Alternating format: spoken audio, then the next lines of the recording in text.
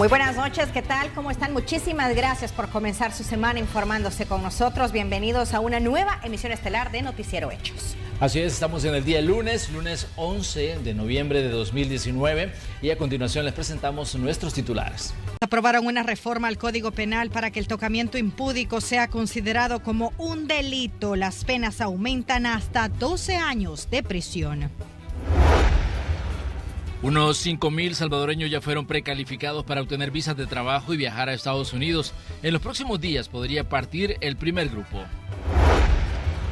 El Ministerio de Obras Públicas pretende eliminar los problemas de tráfico sobre la carretera Los Chorros. Una nueva obra ya está en proceso de licitación. Continúa el debate entre el presidente Nayib Bukele y la empresa que lidera el actual dirigente de Arena, Gustavo López Davison. Nuevos delitos serán denunciados. En información internacional, el ministro de Relaciones Exteriores de México anunció que le concederán asilo político a Evo Morales. La noticia llega un día después de su renuncia y tras horas de intenso caos. Iniciamos informándole que los diputados que conforman la Comisión de Legislación acordaron que el tocamiento impúdico será tomado como un delito y no como una falta. Además, remarcaron que se aumentan las penas por cárcel. De forma unánime, los diputados de la Comisión de Legislación y Puntos Constitucionales modificaron el Código Penal. Se aprueba por unanimidad. El tocamiento impúdico a menores de 15 años será castigado con penas desde los 8 a 12 años de prisión y para los mayores de esa edad de 3 a 6. A ser un delito y no una falta como estaba establecido dentro del Código Penal, y se estableció no solo para menores de edad sino también para mayores de edad, solo que menores de edad pues ya saben que es de 8 a 12 años. Modificación que llega en medio de una ola de críticas por la decisión de la Cámara Primera de lo Penal que favoreció al magistrado Eduardo Escalante Díaz y que fue sancionado por una falta por una supuesta agresión sexual en contra de una niña de 10 años, pero con el cambio de ley las faltas quedaron derogadas. Los tocamientos impúdicos ya no serán falta, sino que pasan a ser delitos tanto en el artículo 160 como 161, para que los mismos no sean considerados como faltas a la moral, ¿verdad? Sino con una pena menor, sino que sean considerados con penas de prisión. También se creó un nuevo artículo del Código Penal, el 274B, donde se incluyen a funcionarios, empleados públicos y agentes de autoridad. En la ley se avaló una inhabilitación especial del cargo para quienes cometan el delito, con imágenes de Ricardo Tobar, Inmar Batres, Noticiero Hechos.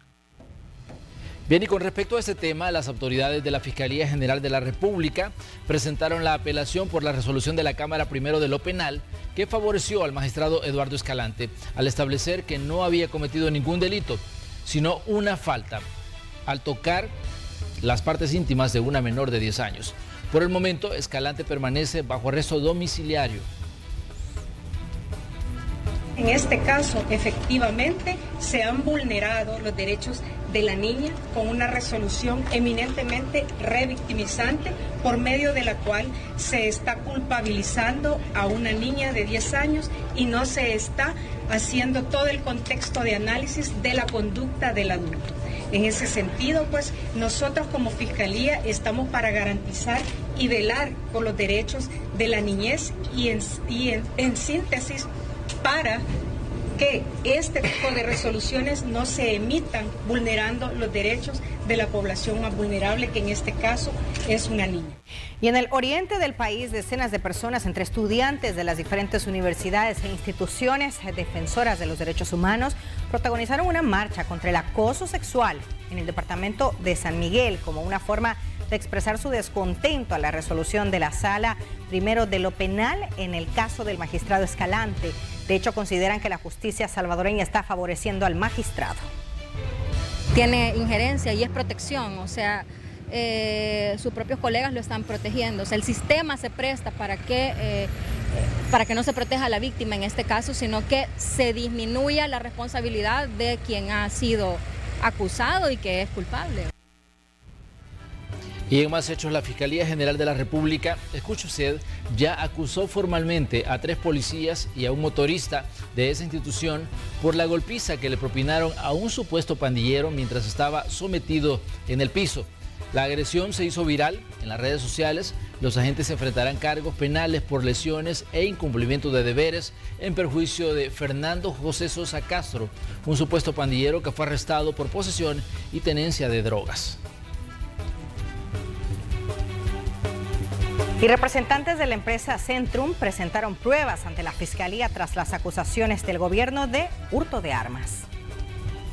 Tras el aviso presentado por el ministro de Defensa René Merino en contra del presidente de Arena, Gustavo López Davison, por supuesto hurto y estafa de armamento, representantes de la empresa Centrum se abocaron a la Fiscalía para presentar las pruebas contractuales entre el Ministerio de la Defensa y la empresa, para desvirtuar los señalamientos. Nosotros venimos a buscar que las instituciones funcionen de forma legal y por lo tanto hemos venido de forma voluntaria a presentar la documentación. Aseguran que las armas valoradas en más de $2 millones que se entregaron a la FAES fueron probadas por personal extranjero. Tenemos las actas de recepción definitiva y es más, como le digo, fueron 2 oficiales de acá, eso lo decía el contrato, ¿sí?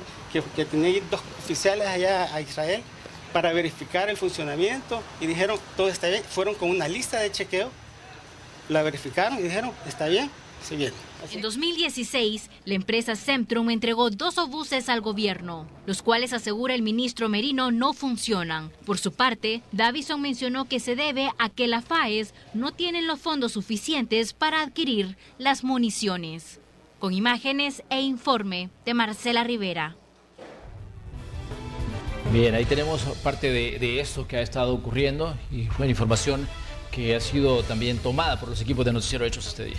Por supuesto, de hecho, luego de que representantes de esta empresa de seguridad, como les mostrábamos, fueron a la Fiscalía para mostrar el contrato que se tenía con el Ministerio de la Defensa en la compra de 3 obuses, el presidente Nayib Bukele dice que hay más pruebas sobre un posible tráfico de armas y nuestro compañero Antonio Valladares le ha dado seguimiento a las declaraciones de Bukele. Antonio, te escuchamos.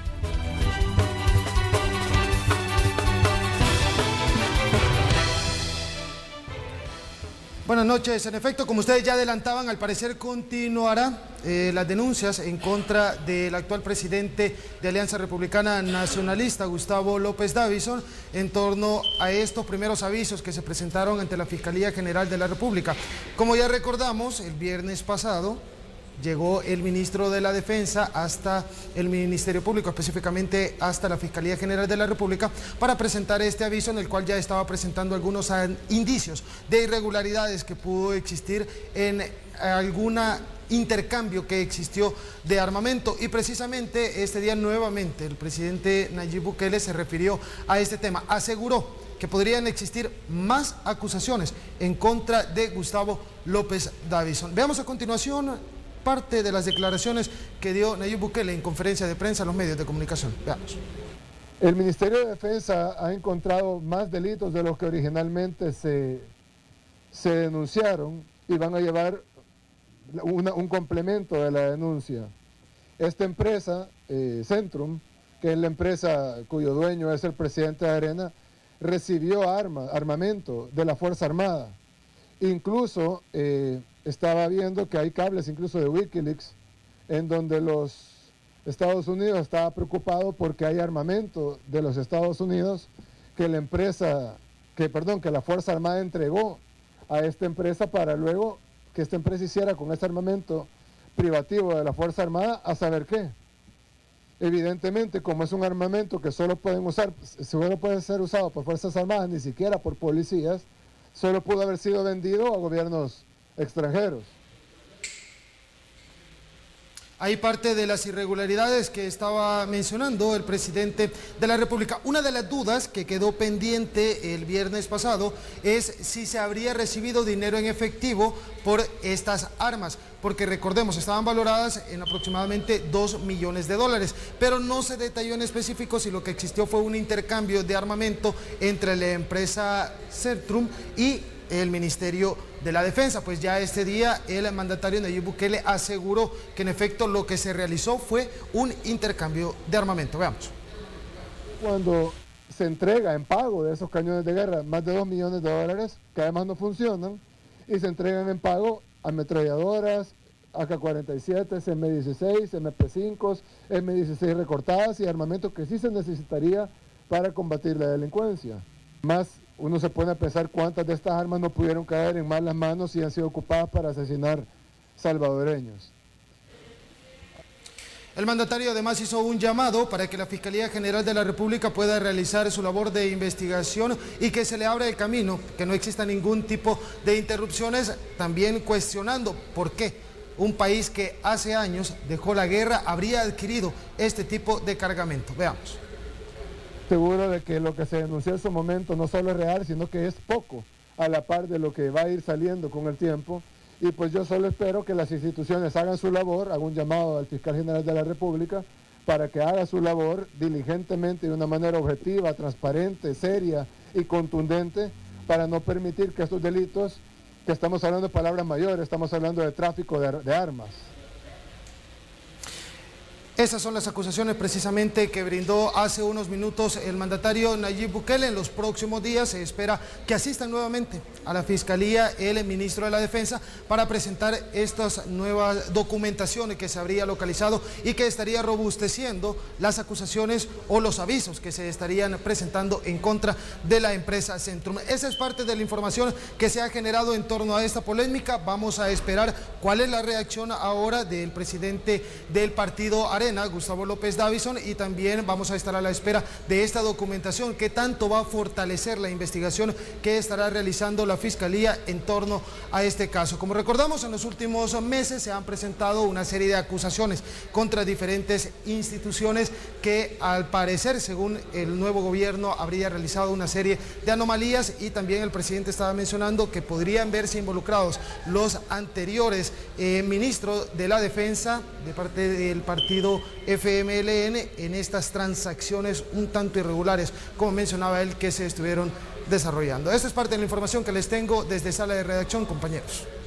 Así es, Antonio. Hasta ahora no ha habido una reacción de Gustavo López Davison. Lo último que él habría dicho respecto a este tema era que el presidente lo estaba atacando. Decía, de hecho, que había sido víctima de una campaña que estaba saliendo de Casa Presidencial, pero hasta hoy, con estas nuevas declaraciones que ha dado el presidente y con este nuevo aviso que se va a presentar a la Fiscalía General de la República, no ha dicho nada. Parece que está enfocado en otros temas y no en este que está generando mucha polémica y generando también mucha tensión entre, en este caso, la presidencia del partido Arena y el Ejecutivo, representado por el presidente Nayib Bukele. Y por supuesto que nosotros como Noticiero Hechos le vamos a dar cobertura a las declaraciones de ambos y también a qué es lo que sucede después de estos avisos que se han dado en la Fiscalía General de la República. Así es.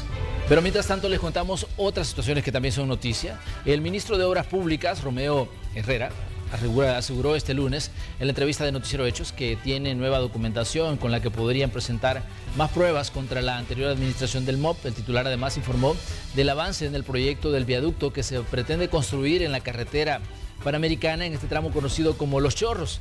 De acuerdo a las estimaciones, estarían invirtiendo unos 200 millones de dólares en este proyecto. Según el gobierno, cada año se pierden 60 millones de dólares por las emergencias, los derrumbes y las interrupciones que se da en el tráfico de este y hacia Occidente. Las estimaciones andan cerca de 200 millones de dólares, pero yo quiero aclarar algo, que al final cualquier tipo de obra que nosotros realicemos, al final esto se va a recuperar muy rápido, porque ¿cuánto estamos gastando actualmente en la carretera de Los Chorros para hacer intervenciones puntuales? Nosotros tenemos estimaciones de 6 millones de dólares al año.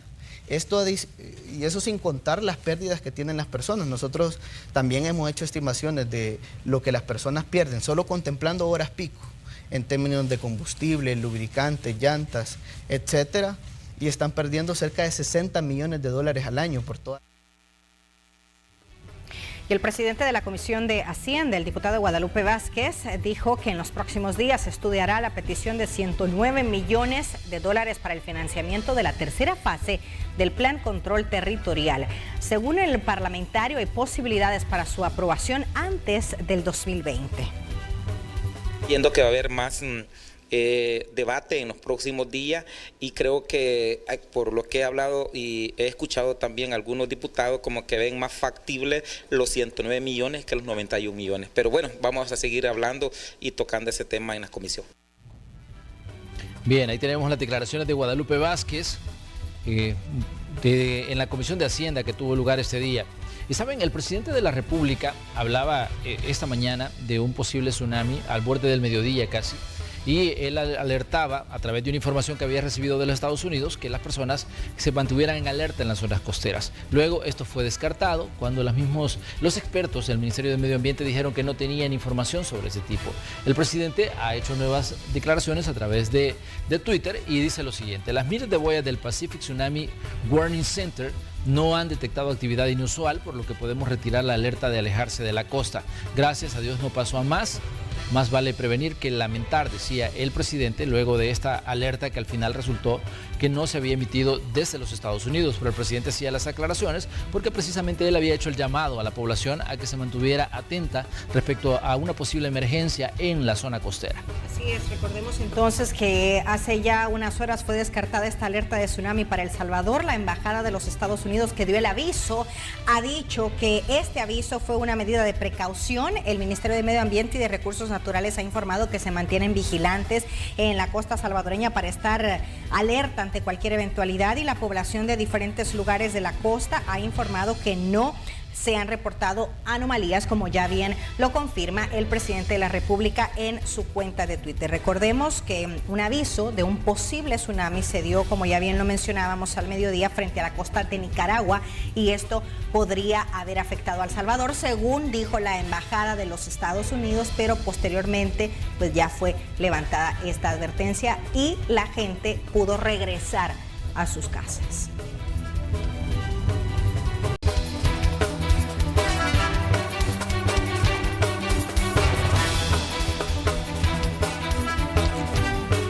Vamos a continuar con más noticias en esta noche de lunes. Estamos comenzando la semana. Queremos comentarle que en los próximos días podría partir el primer equipo de salvadoreños rumbo a los Estados Unidos gracias a las visas de trabajo. Así lo informó el titular del Ministerio de Trabajo, precisamente el ministro Rolando Castro. A mediados del mes de octubre, el ministro de Trabajo, Rolando Castro, informó que alrededor de unas 5,000 personas ya estaban precalificadas en la plataforma de la cartera de Estado para el programa de empleo temporal en actividades agrícolas en los Estados Unidos. Y esta semana informó que el primer grupo de salvadoreños podría viajar en el mes de diciembre. Pues esta semana salgo fuera del país, ya precisamente a una reunión con el Departamento de Labor de los Estados Unidos. Prácticamente estamos ya en la parte de la firma del documento. Así que creo que lo estaríamos firmando esta misma semana, sino más bien la otra. Y en los próximos días estaríamos enviando nuestro primer contingente a los Estados Unidos. El funcionario destacó que todo dependerá del acuerdo que firmen con las autoridades del Departamento Laboral y de la solicitud de los empleadores.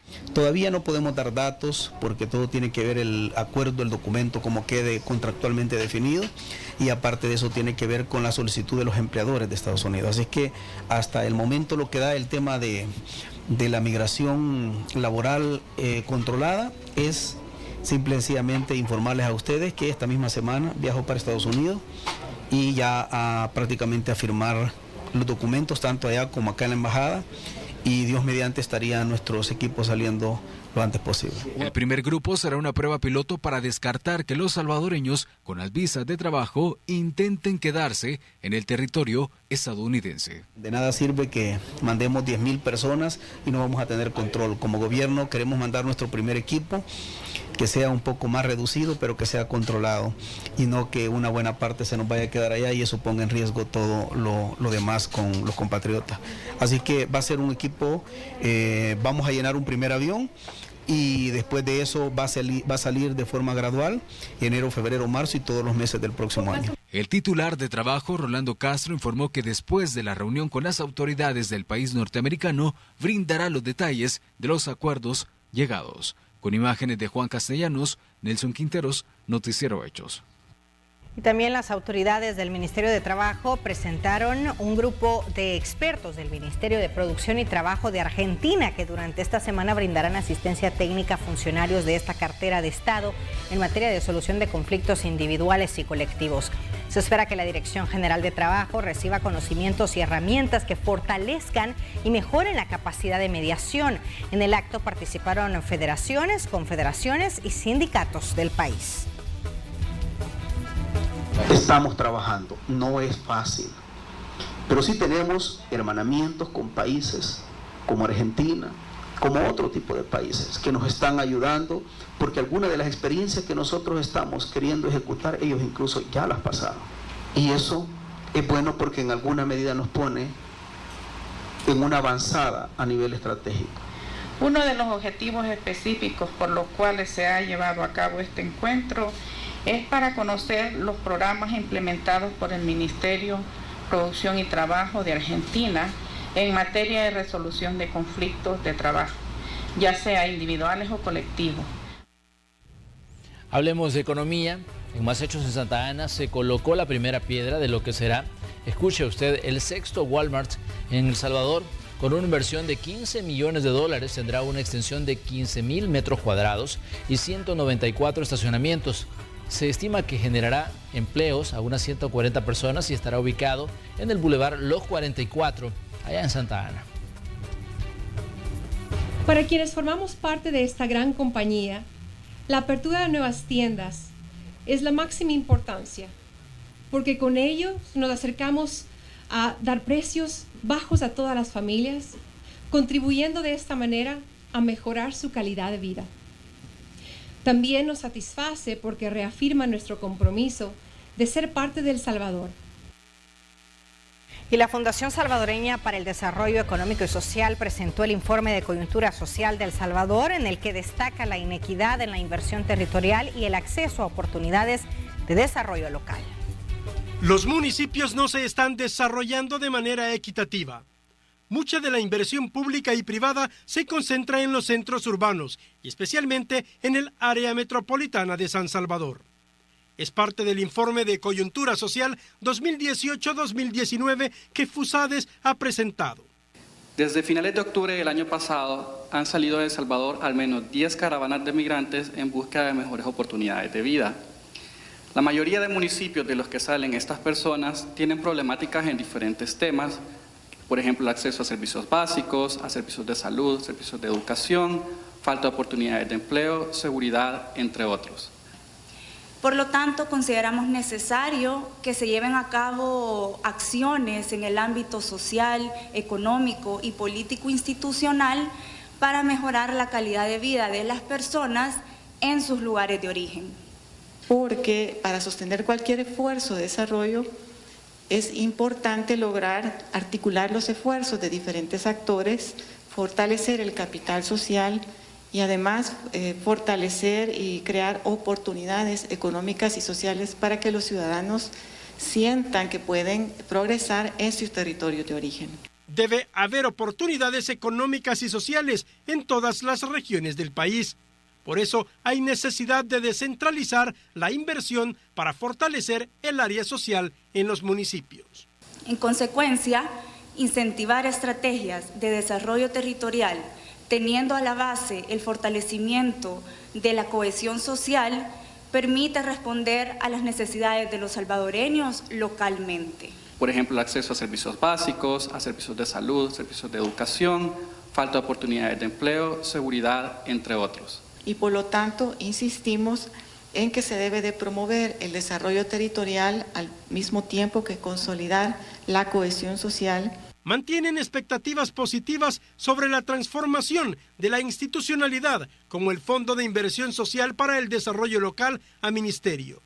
Una evaluación de la asignación del FODES entregado a las municipalidades y el seguimiento a las propuestas de la Comisión Nacional de Desarrollo Territorial, entre otras medidas de políticas públicas. Con imágenes de Ever Ábalos, un reporte de Luis Alberto López. Regresamos a notas legislativas. La Comisión de Hacienda ya inició con el análisis para otorgar garantía soberana por un préstamo de $20 millones con el Banco Interamericano de Desarrollo. Las fracciones se han comprometido para agilizar el trámite y aprobarlo a la brevedad posible. El programa Préstamo Global de Crédito para el Financiamiento de Eficiencia Energética en Pequeñas y Medianas Empresas será ejecutado por Bandesal a través de un préstamo de $20 millones con el BID y busca dotar de recursos a estas empresas para reducir el consumo de energía y disminuir la emisión de gases de efecto invernadero. El objeto es ayudar a las empresas a hacer mucho más eficiente su perfil operativo, cuando por supuesto parte de los costos operativos están asociados a un consumo importante de energía. Nosotros asegurando a las empresas con todo este programa de asistencia técnica y de proveedores es que las empresas que van a hacer su esfuerzo de inversión efectivamente sí sea una inversión costo efectiva. Para su ratificación, el préstamo necesita la aprobación de la garantía soberana, es decir, el compromiso para garantizar que si un negocio dirigido por una empresa de otro país fracasa, el Estado se hará cargo de la deuda contraída. Las fracciones se han comprometido a generar un dictamen favorable, ya que consideran que no representa una deuda de Estado. Muy beneficioso este crédito, porque las pymes no tienen acceso para este tipo de negocios. Que los colegas de nuestro grupo parlamentario van a entender que esto, pues primero, lo va a pagar Bandesal, que nos dicen que tiene utilidades casi de $4 millones al año, que tiene una cartera de créditos muy sana. Porque es la misma banca que lo va a colocar y de ese mismo dinero que va a colocar se va a pagar. No va a ser una deuda que lo va a tener que pagar el pueblo en general, como en otros préstamos. El proyecto recibirá $1.7 millones adicionales para la cooperación técnica, beneficiando aproximadamente a 500 pequeñas y medianas empresas. Tatiana Funes, Noticiero Hechos.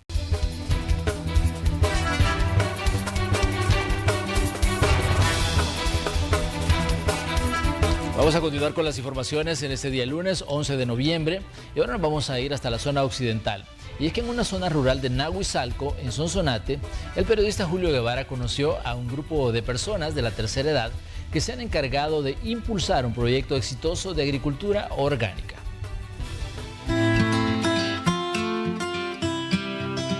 Bajo la sombra de una galera se construyen sueños agrícolas. Aunque no lo parezca, podemos decir que estamos en una aula, un espacio donde se aprende agricultura orgánica. Lo que buscamos es que nuestros jóvenes crezcan más saludables, porque ya vemos que los químicos lo que están haciendo es matándonos. Entonces lo que queremos es que los jóvenes aprendan de los tratos orgánicos para que así coman saludable. Vean sus rostros, sus manos, sus arrugas. Son abuelitos y hasta bisabuelos que decidieron unirse para educar a los futuros agricultores de la zona. Es el diario vivir en el cantón Anal Abajo de Nahuizalco, Sonsonate.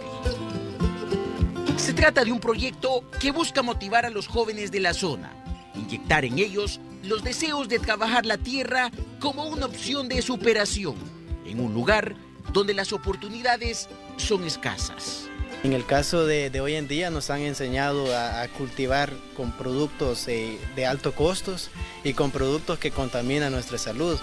Y con los conocimientos que hemos aprendido, hemos aprendido a hacer una agricultura con productos, con materias locales, que incluso las encuentro en mi comunidad, en mi parcela. La mañana inicia con un conversatorio. Los señores de amarillo son llamados portadores del conocimiento ancestral. Son los maestros. Detenidamente comparten sus historias, porque aquí se busca conservar además la tradición oral, gracias a un proyecto ejecutado por la Fundación para el Desarrollo Socioeconómico y Restauración Ambiental, Fundesiram. Hemos apoyado con establecimiento de centros de producción de insumos orgánicos, con módulos pecuarios bajo un enfoque de crédito rotatorio, es decir, que una familia va patrocinando a otra solidariamente. También hemos apoyado con casas mayas, macrotúneles para mejorar lo que es la producción. Pero no todo se traduce en palabras. La práctica juega un papel fundamental. En la misma galera, Estas personas se han encargado de reunir materia orgánica para transformarla en insumos.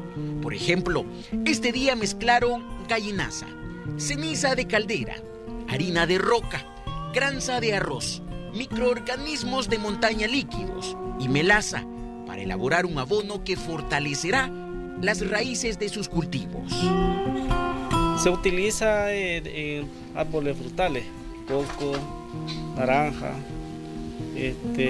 cacao, café, anda un promedio de 1 libra por cada árbol. Los agricultores de Anal Abajo no saben qué es utilizar químicos para que sus tierras den fruto. Sus esfuerzos se basan en cultivos amigables con el medio ambiente, cosechas sanas como las que obtenían nuestros antepasados, un esfuerzo con resultados positivos, es decir, que la iniciativa de estas personas de la tercera edad no está cayendo en sacos rotos. Con imágenes de Alfredo López, Julio Guevara, Noticiero Hechos.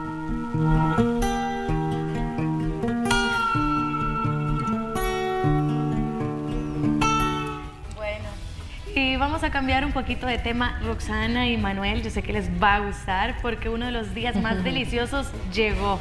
Y es que ayer fue el Día Nacional de la Pupusa y ayer los salvadoreños celebramos a lo grande una festividad que representa la gastronomía nacional, el platillo por excelencia y, como ya les mencioné, las pupusas. Recordemos que en abril del año 2005 la Asamblea Legislativa designó cada segundo domingo de noviembre como el Día Nacional de la Pupusa. Actualmente en el país existe una amplia variedad de ingredientes para elaborarla y lugares para comercializarla también. Veamos más a continuación. Las pupusas son uno de los platillos más populares entre los salvadoreños por su sabor, precio y su tradición familiar. Tanto así que estas han traspasado las fronteras de El Salvador, viajando en el equipaje de miles de salvadoreños que van al exterior. Según el Ministerio de Economía, en los últimos 5 años, el aporte económico de las pupusas solo en exportaciones han generado $87 millones en ingresos, una cifra que para Coexport cada vez va creciendo. Exportamos principalmente a Estados Unidos y Centroamérica. Hay como un reforzamiento de la identidad estando fuera, ¿verdad? La gente compra los productos salvadoreños, se está encontrándolo en los anaqueles. Pupusas, tamales, todo eso se va, frutas congeladas, todo eso va en los productos que exportan de alimentos a Estados Unidos. Y es que se trata de un platillo típico excepcional debido a su combinación de exquisitos ingredientes. La Asamblea Legislativa decretó en el 2005 el segundo domingo de noviembre de cada año que se festeje este singular día, que genera un aproximado de 300.000 empleos a nivel nacional, especialmente en el sector femenino. Por cada empleo directo hay 2 indirectos, entonces significa que por cada pupusera, dijéramos, hay 2, alguien que hizo el arroz, alguien que hizo el maíz, o en este caso el arroz, los frijoles, el queso, el oroco, el ayote, los curtidos. Olocuilta es uno de los municipios más reconocidos por la producción de este platillo salvadoreño y en el año 2018 recibió el certificado de registro que lo acredita como primera indicación geográfica de El Salvador, denominada pupusa de arroz de Olocuilta. ¿La expectativa con las pupusas cuál es? Pues bueno, cuando se le dio la misma a Olocuilta, decir que muchos de los productos que se encuentran ahí puedan distinguirse a nivel internacional, que los mismos productores pudiesen tener una herramienta localmente para distinguir que su producto viene de Olocuilta, pero también a nivel internacional, que ellos pudiesen dar ese segundo paso o un tercer paso para exportar su producto. Para el subdirector ejecutivo del CNR y director de registro de la propiedad intelectual Ad Honorem, esta indicación geográfica ha permitido mejorar el desarrollo territorial del municipio y la generación de empleos. El impacto es bastante fuerte dentro de la región. Sépase que de Olocuilta cualquiera podríamos pensar, bueno, no, solo beneficia a un grupo de productores de la región. Tal vez lo que logramos ver nosotros que están en la carretera, pero detrás de ellos hay un sinfín de pupuserías. Este certificado es exhibido en varias pupuserías de Olocuilta, municipio que además lidera por obtener el récord Guinness por la elaboración de la pupusa más grande del mundo, actividad en la que participaron cientos de salvadoreños y extranjeros, quienes degustaron este platillo típico este domingo, en el Día Nacional de la Pupusa. Alrededor de 90 personas de los diferentes negocios de los pupusódromos de esa localidad trabajaron en la preparación y elaboración de este tradicional platillo, de más de 40 metros de diámetro y que sigue siendo uno de los principales que genera una cadena de valor en El Salvador. ¡Qué delicia! Wow. Se antojan las pupusas. Ah, qué delicia. Felicidades a usted que cena a esta hora, que come pupusas. Qué envidia. Y a cualquier hora, yo creo que es un platillo que a nadie le molesta comerlo, ya sea en el desayuno, al mediodía, puede ser en el almuerzo y en la noche también. Un domingo, por supuesto, deliciosas las pupusas. Y además no falla. Yo les contaba a mis compañeros, amigos televidentes, que con mis hijas no fallan las pupusas, y yo creo que todas las mamás tampoco les fallan con sus hijos. Es una comida típica, deliciosa, la podemos hacer en casa, es de fácil acceso, también la encontramos en cada esquina, es deliciosa. Así que bueno, esperamos que haya disfrutado este fin de semana las pupusas, y si no, pues tiene todos los días para hacerlo. Vamos a contarles también por qué nació la Fundación Teletón Pro Rehabilitación en El Salvador, los servicios que presta a las personas con discapacidad física y el reconocimiento que ha tenido a nivel nacional e internacional es lo que veremos en la siguiente nota. La historia de Funter en El Salvador se remonta a 37 años, cuando en 1982 se crea la Fundación Teletón Pro Rehabilitación, como una institución sin fines de lucro. Grandes ganas de servir al prójimo más necesitado. Es una ONG sin fines de lucro. Nadie de la directiva recibe ningún ingreso. Todo es trabajo voluntario. Estábamos en tiempo de guerra. Las personas con discapacidad estaban invisibilizadas y con necesidades de ayuda. Con experiencias de Chile y Panamá, se organiza la primera Teletón en El Salvador y fue todo un éxito. La primera Teletón se llevó a cabo en el Teatro Presidente. Recogimos en aquella época 1,5 millones de colones. Fue un éxito en todo sentido. La población se unió, la meta se logró porque la meta era 1 millón, la sobrepasamos.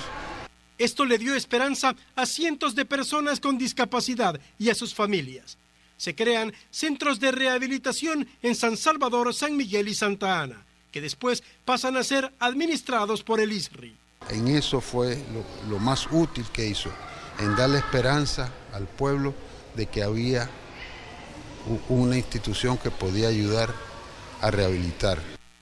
Con lo recaudado en las teletones siguientes se construyeron los actuales y modernos centros de rehabilitación integral, ubicados en Merliot, Sonsonate y San Vicente, con servicios especializados al usuario. Terapia física, ocupacional, terapia de lenguaje, psicología, escuela de padres, evaluaciones psicométricas, entre otros, como tecnología de punta, como nuestro laboratorio de marcha y movimiento, la piscina climatizada que tenemos también y el cuarto de simulación multisensorial, entre otras tecnologías que también se tienen para poder tener una cartera de servicios amplia para poder atender a las personas que nos visitan. Estos centros de rehabilitación biopsicosocial son los más modernos y calificados en la región. Hemos logrado ser una de las centros de rehabilitación referentes en América Latina. Tenemos varios reconocimientos por los equipos y por los servicios que brindamos, que son de primera calidad. La demanda de atención continúa, al igual que las necesidades. Los centros de rehabilitación integral de Funter y su personal siempre están abiertos para ayudar a las personas con discapacidad física en El Salvador. Con imágenes de Ever Ábalos, un reporte de Luis Alberto López. Y el partido FMLN solicitó que la ministra de Salud envíe un informe a la comisión respectiva en la Asamblea Legislativa para que detalle las razones y criterios para cerrar los ecofamiliares, y además solicitan que se reabran esos lugares en las comunidades. 293 ecos de este tipo que han cerrado, porque ahorita con este número de ecos que han cerrado llevamos 11. Y recuerden que cada eco tiene aproximadamente una protección para 200 familias. Eso es importante que la prensa lo diga para que la gente entienda qué significa. El cerrar un eco es dejar desprotegida a una familia de evaluación preventiva en lo que es vacunación, control integral a la mujer, control al adulto mayor y por supuesto saber hacer actividades de prevención.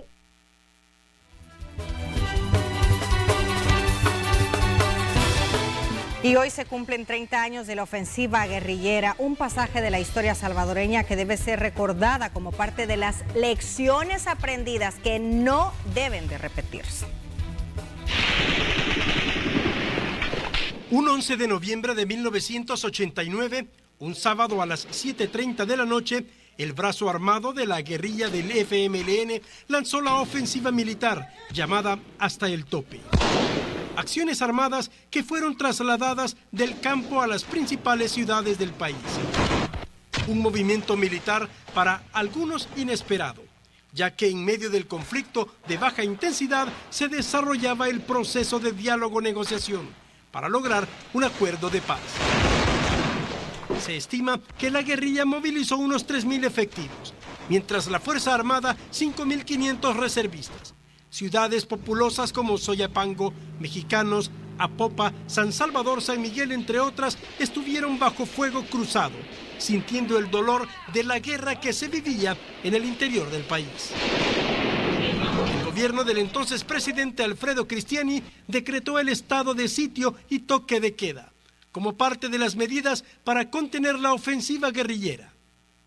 Era el debate con bombas y metrallas, y no había oídos para los gritos de paz. Cifras oficiales de ese momento señalaron que hubo unas 3.400 víctimas mortales, entre elementos de la guerrilla, la Fuerza Armada y la población civil. Uno de los pasajes de mayor relevancia fue el asesinato de 6 sacerdotes jesuitas y 2 de sus colaboradoras. Y daños económicos directos calculados en más de 590 millones de colones, cerca de 70 millones de dólares en la actualidad, y más de 80.000 personas evacuadas en las zonas de conflicto. Una ofensiva armada que objetivamente dejó destrucción y muerte, y espacio para diversas interpretaciones políticas sobre su justificación, si era o no necesaria para dialogar y firmar la paz. Un pasaje de la historia salvadoreña que las nuevas generaciones deben tener presente para no repetirla. Este es un informe de Luis Alberto López. Gracias, Luis. Tenemos otras noticias en un resumen. Estos son los hechos que usted debe conocer en pocas palabras. Para mañana está programada la audiencia inicial en contra de 6 personas acusados de tráfico ilícito de drogas, a quienes las autoridades supuestamente les incautaron droga valorada en más de $59.826. Uno de los implicados es Mauricio Méndez Guerrero, conocido con el alias del Microbio, señalado por la Fiscalía como el líder distribuidor de drogas dentro del grupo. Residía en México y viajaba al país para coordinar la venta de ilícitos. Más información, organizaciones ambientalistas solicitaron al nuevo presidente de la Asamblea Legislativa que se retome la discusión de la ley de aguas. Critican a la presidenta de la Comisión de Medio Ambiente de no tener avances en el marco legal desde hace más de 6 meses. Además señalan que cerraron los espacios de participación para la ciudadanía. Y nos trasladamos hasta el oriente del país, específicamente al sur de Usulután, lugar donde los residentes de la zona bloquearon la carretera litoral a la altura de San Marcos Plempa. Los inconformes denunciaron al gobierno de politizar los paquetes agrícolas. Los veteranos, por su parte, también exigen se cumpla la promesa de $300 de pensión mensual. Además, señalan al gobierno local de Jiquilisco de politizar la ayuda del Programa Mundial de Alimentos y exigen la reapertura de la misión Milagro, entre otros. La experiencia de México, República Dominicana y Costa Rica sobre la separación de funciones de la autoridad electoral en administrativas y jurisdiccionales nuevamente se analizaron en un seminario organizado por varias instituciones. Esta iniciativa ha sido propuesta desde hace varios años, pero no ha tenido apoyo entre los partidos políticos. Muchas gracias, Antonio, por compartir con nosotros algunas de las noticias más importantes de este día. Vamos a una pausa, pero los dejamos con las temperaturas en la zona oriental, específicamente en San Miguel. Ya volvemos.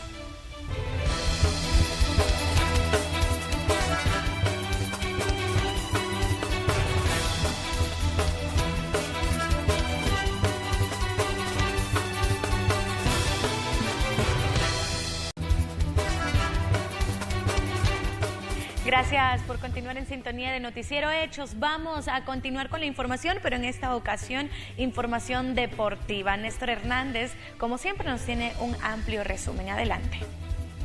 Amigos de Noticiero Hechos y a todos los que están en sintonía de Canal 12, a esta hora vamos a hablar de los deportes, sobre todo porque hubo actividad en la primera división de fútbol. Y el primer partido que vamos a revisar en La Unión, en el estadio Ramón Flores Berríos. El Jocoro, en condición de local, cayó 0-1 con tanto de Lucas Michel dos Santos Oliveira para el Isidro Metapán al minuto 36, que se llevó los 3 puntos, a pesar que incluso fue expulsado el señor Marvin Figueroa al minuto 70, pero los de Edwin El Bochinche Portillo sacaron los 3 puntos en condición de visitante, que les sirven para meterse en la pelea buscando un boleto a la liguilla de este torneo Apertura 2019.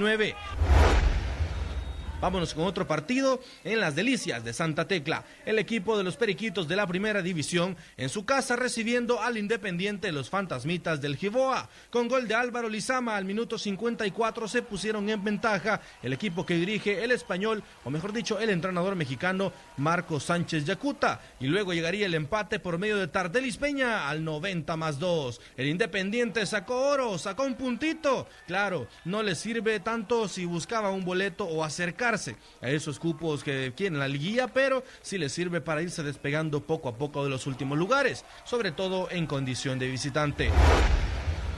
Más duelos, Chalatenango en el Gregorio Martínez en el Sombrero, empatando 0-0 contra el vencedor. Partido no tan emocionante, pero sí suficiente porque al Chalatenango no le sirve mucho la victoria, pero al menos se mantiene en el 6º lugar de la tabla con 25 puntos. Así que el equipo que dirige Juan Ramón Sánchez sueña y sueña fuerte con clasificarse a la etapa de los cuartos de final.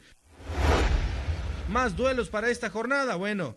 Alianza quedó 3-1 a favor sobre el Sonsonate y se llevó la victoria en el estadio Cuscatlán. En más duelos disputados, el Municipal Limeño en el Ramón Flores Berríos este domingo en horas de la tarde contra Club Deportivo Águila, pues fue un 0-0, un partido no tan aburrido, pero sí al menos se robó un punto el equipo que está en estos momentos en la parte ya un poco baja, 8º lugar, el cuadro emplumado campeón nacional, que no le está yendo nada bien de momento en este certamen.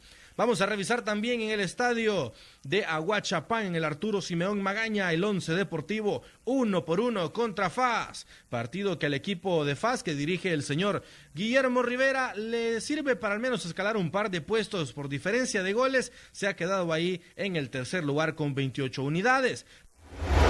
La selección que dirige Carlos de los Cobos, la selecta salvadoreña, ha retomado los entrenamientos una vez más. El próximo sábado tiene partido contra Montserrat por la Liga de Naciones de la CONCACAF y el próximo martes hará lo mismo contra República Dominicana, ambos ante su afición en el Estadio Cuscatlán y por supuesto con la obligación de ganar, aunque en esta ocasión hubo algunas variantes. Jugadores habituales en las convocatorias del entrenador mexicano no fueron incluidos en la nómina, como el caso de Diego Coca por lesión, Marvin Monterrosa, que ya se recuperó, pero pidió permiso a Alianza para no ser convocado al menos para el primer partido. Además pidió permiso para no ser convocado el jugador Andrés El Ruso Flores y otros por decisión técnica como Juan Barahona, Denis Pineda y Wilfredo Cienfuegos. Juan tiene que ver simplemente decisión técnica porque ya se incorpora Jonathan, que ha sido titular y que ha sido un jugador que ha rendido mucho, y Flores Jaco lo ha hecho muy bien también.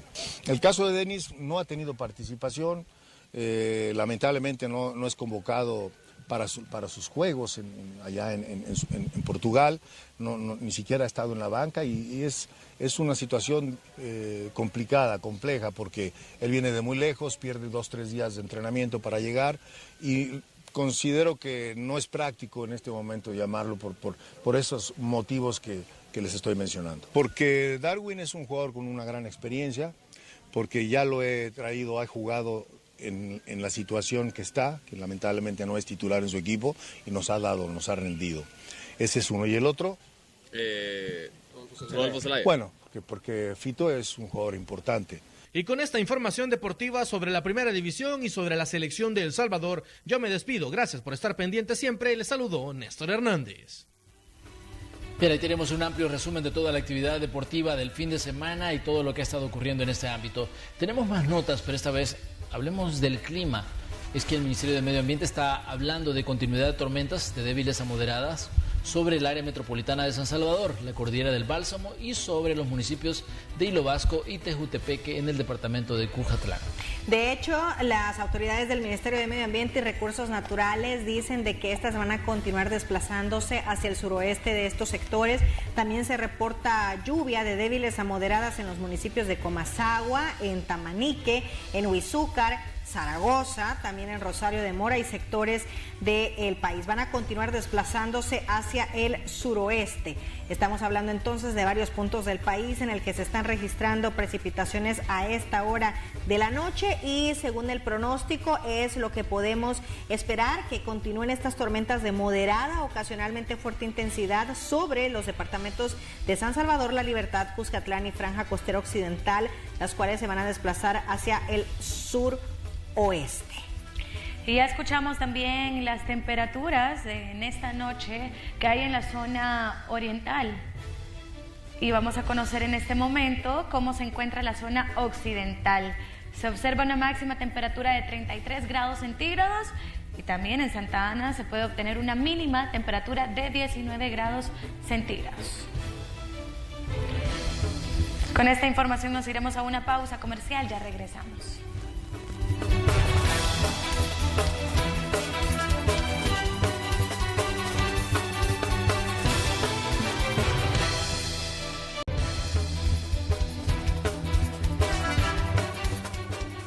Vamos a continuar con las noticias, vamos a hacer un repaso por los hechos internacionales.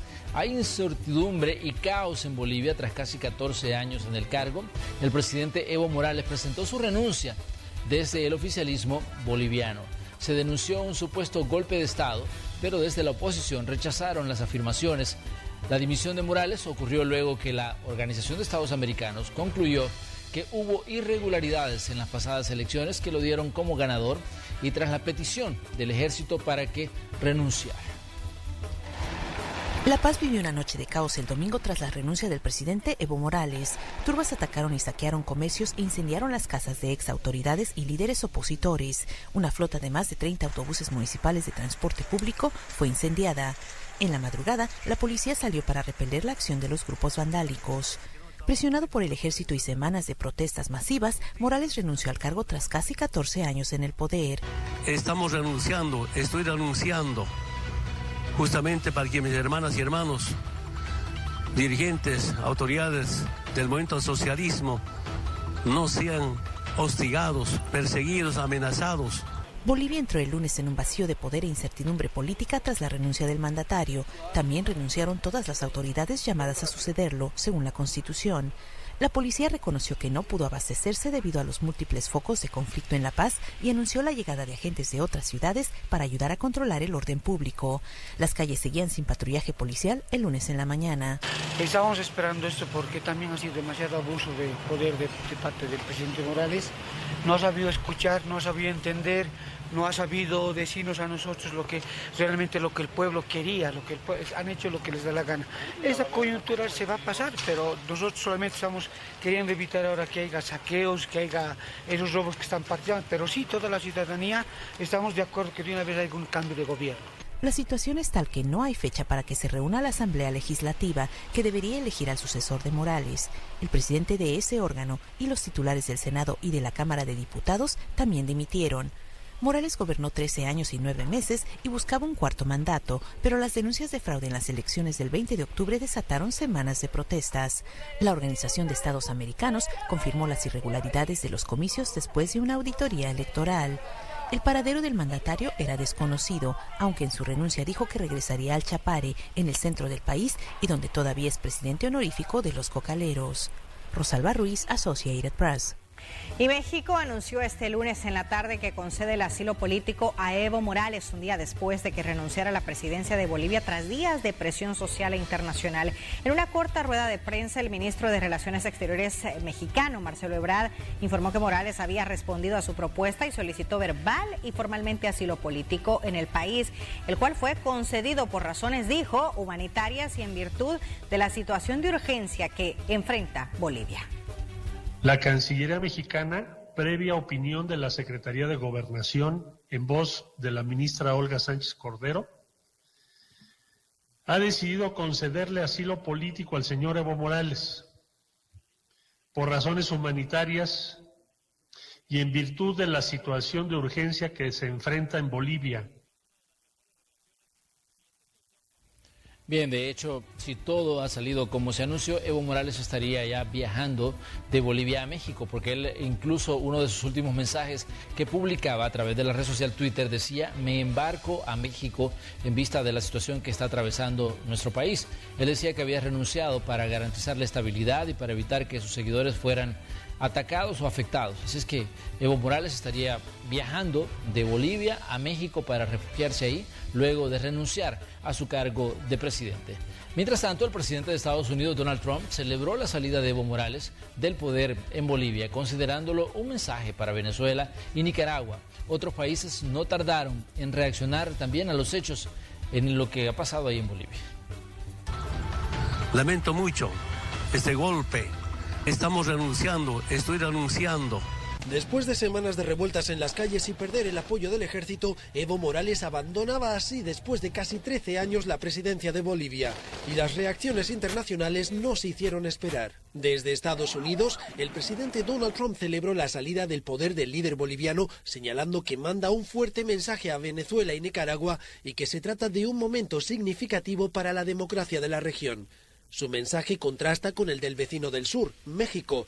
El canciller Marcelo Ebrard demandó respetar el orden constitucional y la democracia en Bolivia después de afirmar que lo que ayer se produjo lo consideramos un golpe. En la misma línea se expresó a través de Twitter el presidente electo de Argentina, país donde el mes pasado la izquierda kirchnerista retomó el poder.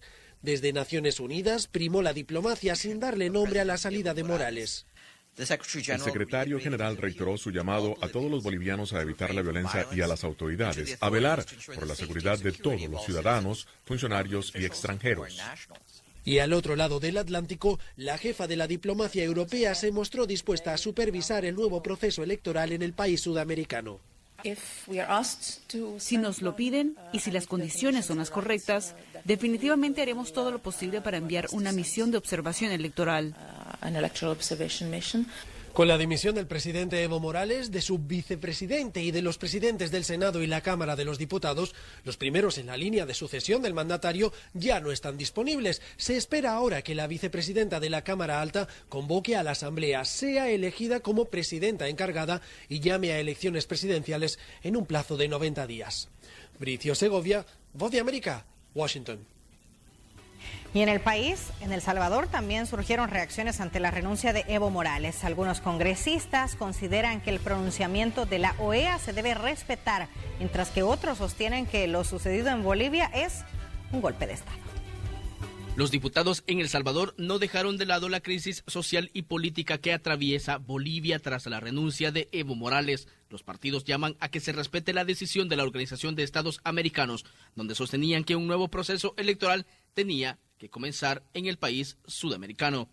Señor presidente, el dictamen de la OEA determina faltas y delitos en contra de la institucionalidad. Tiene que renunciar o recibir el mandato de la Corte Suprema de Justicia para deponerlo. Esas son las medidas que deberían. Estos golpes que sufren las democracias en América Latina deben de servir para generar condiciones de que no se debe, que no deben de repetirse. La OEA comprobó el fraude en las elecciones. Esto no se puede llamar un golpe de Estado. Esto es la respuesta de un pueblo cansado de tanto fraude y que, gracias a Dios, ya se dio sin ninguna violencia y espero que Bolivia recupere su tranquilidad después de esto. Quien sí critica la presión de las Fuerzas Armadas de Bolivia es el FMLN. En conferencia de prensa sostuvieron que es un nuevo golpe de Estado en América Latina. Cuando una área, mejor dicho, la seguridad pública del país se niega a controlar la seguridad interna y permite saqueo, bandoleo, quemas, etcétera, y se queda pasivo, es un golpe llevar a alguien a una situación así. Y decir la Fuerza Armada no respalda institucionalmente al presidente, que es el comandante en jefe. Ese sí es un golpe de Estado. porque le quitan y le interrumpen su periodo constitucional para el cual fue electo. La crisis en Bolivia continúa y en los últimos meses se suma a la inestabilidad política y social que ha alcanzado a Chile, Ecuador y Perú. Con imágenes de Ricardo Tobar, Ingmar Batres, Noticiero Hechos. Bien, también les contamos que el presidente de la República, Nayib Bukele, dice que hay que actuar con cautela antes de emitir un comunicado oficial en el tema de Bolivia.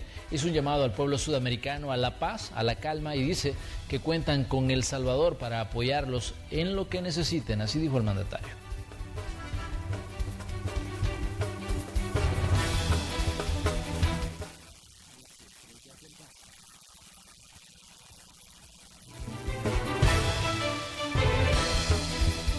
Muy bien, y cuando son las 9 de la noche con 15 minutos también queremos compartirles, amigos televidentes, algunas de las opiniones que se han dado a través de nuestras redes sociales con respecto a esta situación que ha ocurrido en Bolivia. Pero antes de eso queremos hablar de una nota de nuestro compañero Ingmar Batres, esta sobre el sur del continente americano, que ha sido durante meses una zona de conflicto debido a las diferentes protestas de la ciudadanía exigiendo mejoras en su calidad de vida y cambios en la política. Y tenemos esa información, tengo entendido, ¿no? Hay que explicar, digamos, lo que ha ocurrido en Sudamérica a lo largo de los últimos días. Hemos visto protestas en Chile, Ecuador. Hemos visto situación de conflicto en Bolivia, hemos visto conflictos en Ecuador, hemos visto la salida de Luis Ignacio Lula da Silva de la cárcel en Brasil.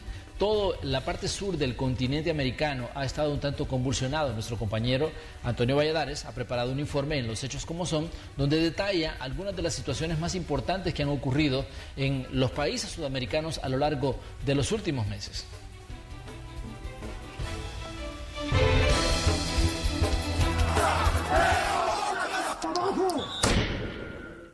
Huelgas, toques de queda, enfrentamientos y protestas han mantenido a América Latina a punto de convulsión. El elástico social se forzó a tal grado de casi ruptura y le recuerda a los gobiernos, principalmente al sur del continente americano, la ley de Hooke. Los electores y la sociedad en general fueron obligados a servir como amortiguadores del impacto económico a nivel global. Se comprimieron a tal grado que, como era de esperarse, estallaron en el rostro de sus gobernantes. En algunos casos eligieron nuevos líderes como ruta opcional de solución a la crisis que enfrentan, y en otros casos la crisis continúa. He decidido disolver constitucionalmente el Congreso y llamar a elecciones de congresistas de la República. El presidente de Perú, Martín Vizcarra, decretó la disolución constitucional del Congreso y llamó a elecciones parlamentarias. Horas después, a modo de contraataque, el Congreso respondió aprobando la suspensión de Vizcarra de sus funciones presidenciales durante 12 meses por incapacidad temporal y juramentó a la vicepresidenta Mercedes Araoz como presidenta en funciones del país. Todo inició tras el argumento de desconfianza gubernamental ante el proceso de selección del Tribunal Constitucional. Según Vizcarra, no era transparente y no garantizaba la división de poderes en la nación. Ante esta situación, presentamos el proyecto de reforma de adelanto de elecciones como una salida al evidente entrampamiento político, dejando en manos de la ciudadanía la definición de cuál es el Perú que quieren para el futuro y acortando los mandatos del Congreso y del Presidente de la República. Perú quedó así sumido en una crisis constitucional y los manifestantes no perdieron tiempo.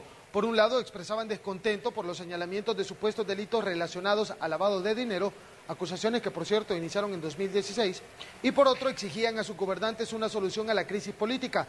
Se propuso adelantar los comicios para elegir un nuevo Congreso y presidentes.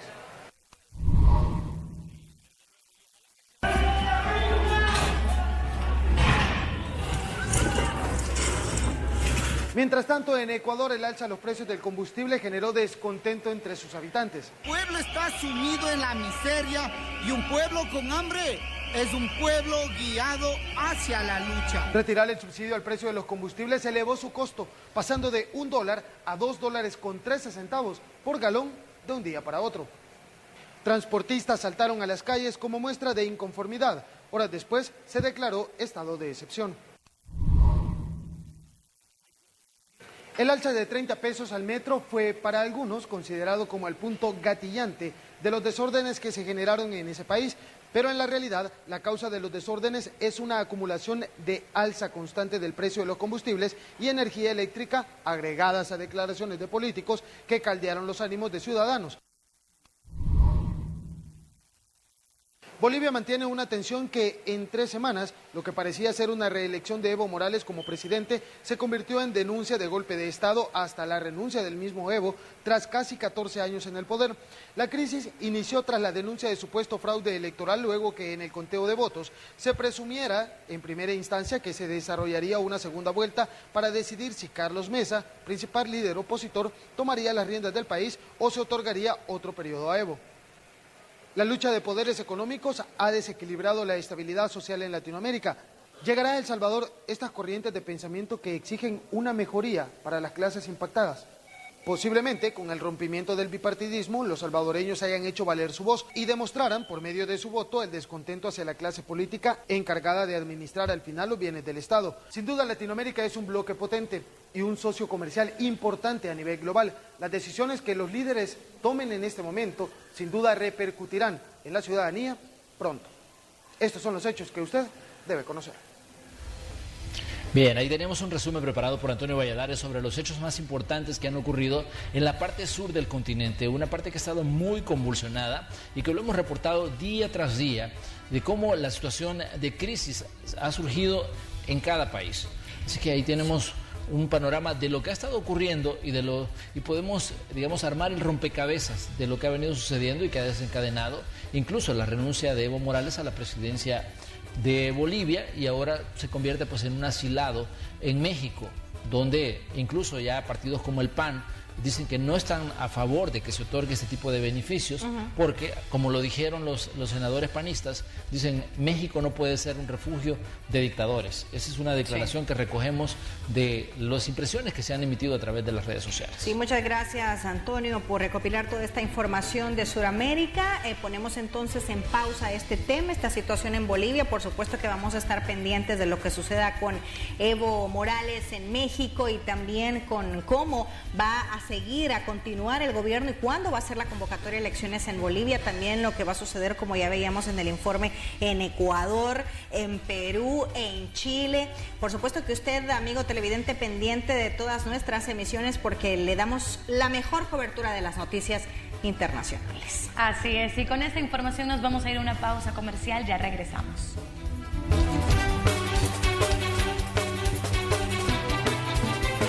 Nos queremos despedir y darles las gracias por habernos acompañado durante esta emisión.